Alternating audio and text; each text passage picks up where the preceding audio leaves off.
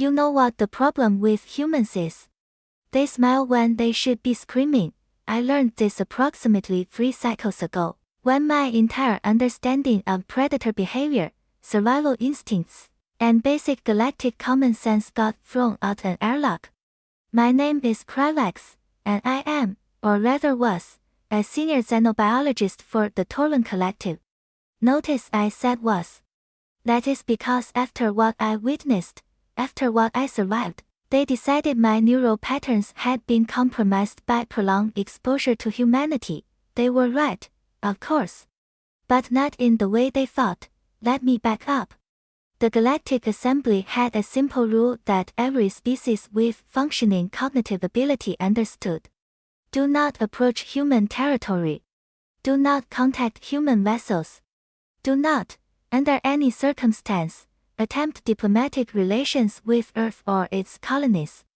The quarantine zone around human space stretched for 12 light cycles in every direction, marked with warning beacons in 47 languages. Most species simply nodded and went about their business. Humans had emerged onto the galactic stage roughly 200 standard years ago, made first contact with a Brevik's mining operation, and within 6 months, every government in the known galaxy had collectively decided that humanity needed to be given a very wide berth. The official reason? Biological incompatibility. Radiation concerns. Cultural differences requiring extended study periods. The real reason? Terror. Pure, unfiltered, existential dread. But here is where my species, the Torluns, displayed that particular brand of arrogance that comes from being galactic counselors for 8,000 years. We assumed we knew better.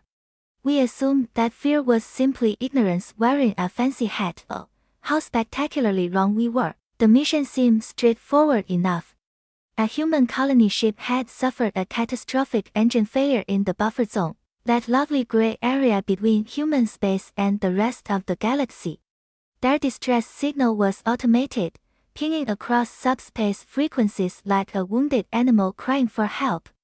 The Galactic Assembly had strict protocols for such situations. Send in relief supplies, effect repairs through remote drones, do not engage directly, but the Torlun High Council, in their infinite wisdom and finite common sense, decided this was an opportunity. An opportunity to extend the hand of friendship, to show humanity that not all galactic species cowered behind arbitrary borders. I was selected as Chief Science Officer because of my extensive research into predator species integration. I had written 17 papers on the subject, spoken at conferences, received awards. On paper, I was the perfect candidate. In reality, I was a complete fool who had never met an actual predator outside of carefully controlled laboratory environments. Our ship, the Luminous Accord, was a diplomatic vessel equipped with medical facilities, food synthesizers compatible with human nutritional requirements, and enough spare parts to rebuild their engine core 3 times over. Our crew consisted of 23 Torluns, 5 Brevik's engineers, and 1 Kelfian medical specialist named Born who spent most of his time complaining about the temperature settings. Captain Brevik was a seasoned diplomatic officer with more medals than common sense, which should have been my first warning. He stood at the bridge viewport as we approached the coordinates. His crest flared in what I recognized as barely contained excitement. Historic moment, crew, he announced, voice booming through the comm system. First official Torlun contact with humanity. Documentation protocols are active, all departments report ready status. I checked my instruments. The human vessel appeared on scanners, a massive colony ship called the Wandering Star. She was dead in space, emergency lights flickering across her hull like dying stars. No signs of life support failure, no hull breaches. Just engineering problems. A routine rescue by any reasonable standard. Captain, I am detecting life signs, reported Nexil from the sensor station. Approximately 4,000 humans aboard. Vital signs appear stable, though I am reading some unusual neurological patterns. Unusual how? I asked, Feeling the first tickle of unease crawl up my dorsal ridge, Nexiel's antenna twitched. Difficult to classify. Their brain activity is elevated but not in distress patterns. It is almost like they are anticipating something. Captain Frevik waved a dismissive hand. They are anticipating rescue, obviously. Open hailing frequencies. Let us introduce ourselves properly. The view screen flickered to life, and that was when I saw my first human. She was tall by Torrent standards, with skin the color of deep wood bark and hair pulled back in what I would later learn was called a ponytail.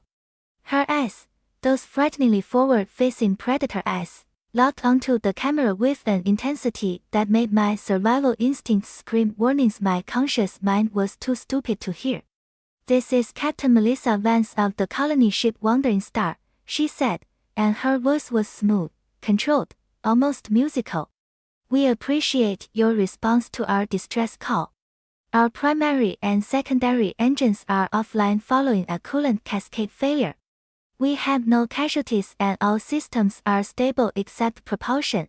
Captain Frevik practically preened. "Captain Vance, I am Captain Frevik of the Torrent vessel Luminous Accord. We are equipped and prepared to offer full assistance. With your permission, we will dock and our engineering teams can begin repairs immediately." Here is what I expected. Gratitude. Relief. Perhaps some emotional display appropriate to a species facing potential disaster in the void of space. Here is what I got. Captain Vance smiled. Now, I had studied human facial expressions. I knew that showing teeth could indicate happiness, friendliness, social bonding. What the textbooks had not adequately conveyed was the visceral impact of seeing a predator species bare its teeth while looking directly at you. "That would be wonderful," she said, and something in her tone made every survival instinct I possessed start firing alarm signals. "Please, dock at airlock 7. We will have a reception committee waiting."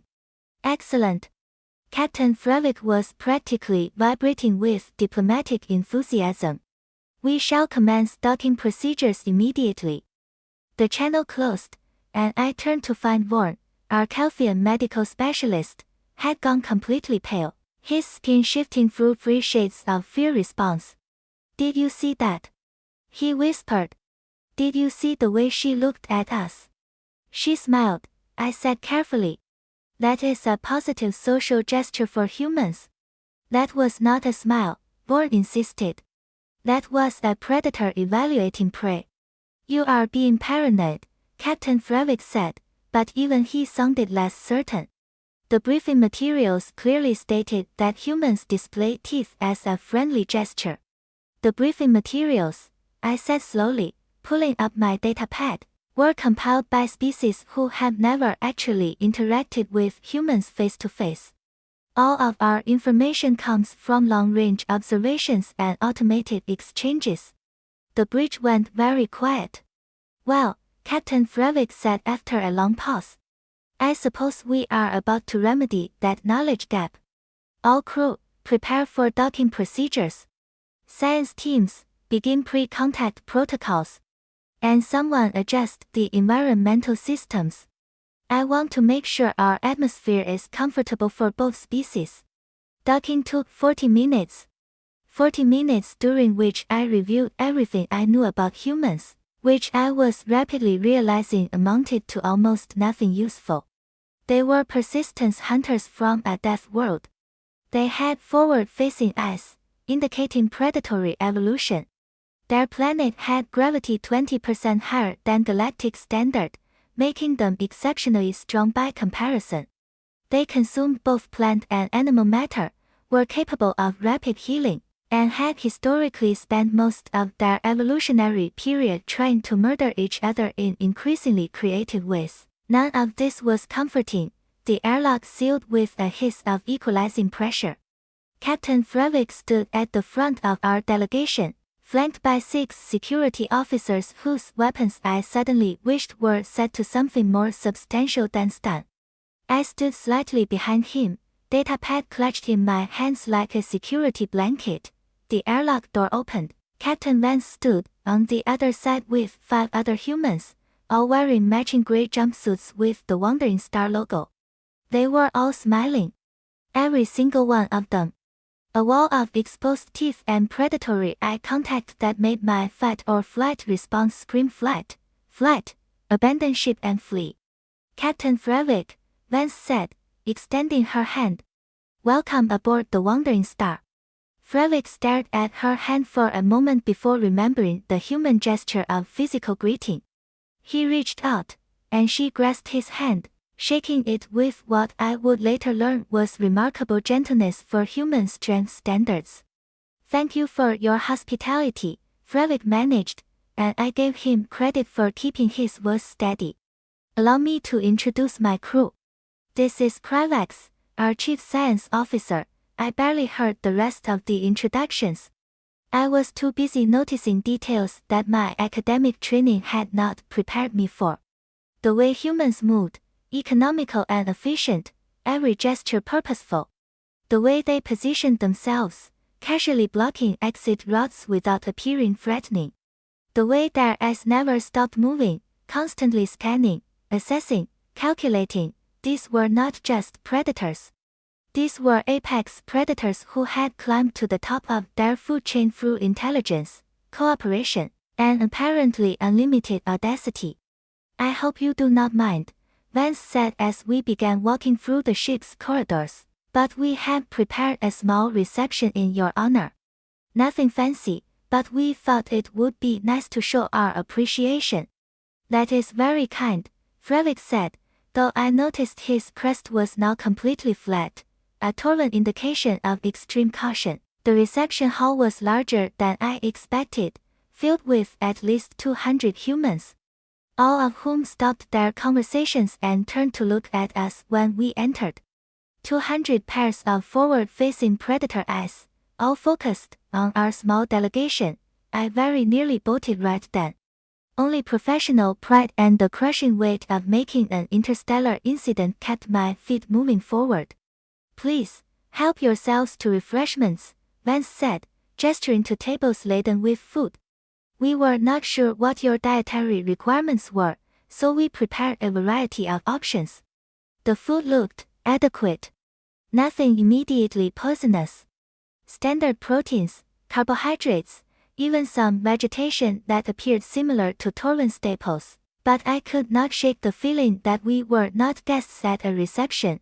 We were specimens in an exhibit, and every human in that room was studying us with the focused intensity of a species that had spent millions of years learning exactly how to hunt.